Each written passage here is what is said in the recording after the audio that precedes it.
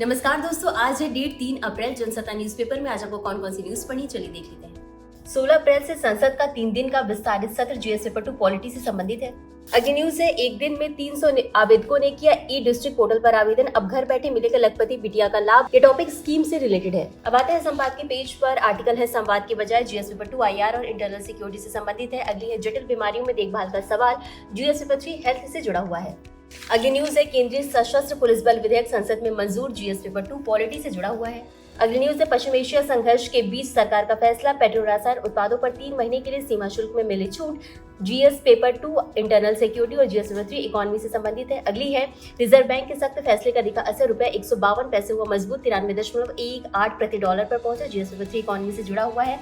अगली है, वित्त वर्ष 2025-26 में 62% बढ़ा रक्षा निर्यात, जीएस पेपर 3 इकोनॉमी और डिफेंस से जुड़ा हुआ है। अगली न्यूज है, हरियाणा दौरे पर आएंगे प्रधानमंत्री मोदी, मुख्यमंत्री ने दिया निमंत्रण। अगली है, विदेश मंत्रालय के आंकड़ों से खुलासा, 5 वर्षों में हर दिन 20 भारतीय कामगारों की विदेश में मृत्यु। अगली है, नासा के आर्टेमिस 2 का प्रक्षेपण, 50 साल बाद 4 अंतरिक्ष यात्री चांद के सफर पर रवाना, GS paper 3 science and tech से जुड़ा हुआ है। अगले, पश्चिम एशिया में जारी संघर्ष के बीच विशेषज्ञों ने कहा, ईरान युद्ध से दवा आपूर्ति पर असर की आशंका, स्थिति नियंत्रण में, जीएस पेपर 3 इकोनॉमी और हेल्थ से जुड़ा, साथ ही साथ जीएस पेपर 2 आईआर से भी जुड़ा हुआ है। अगली न्यूज है, दिल्ली की आर्थिक वृद्धि दर 2025-26 में 9% रहने का अनुमान, जीएस पेपर 3 इकोनॉमी से जुड़ा हुआ है। तो ये थी आज की हमारी सभी इंपॉर्टेंट खबर। आज के लिए बस इतना ही, धन्यवाद।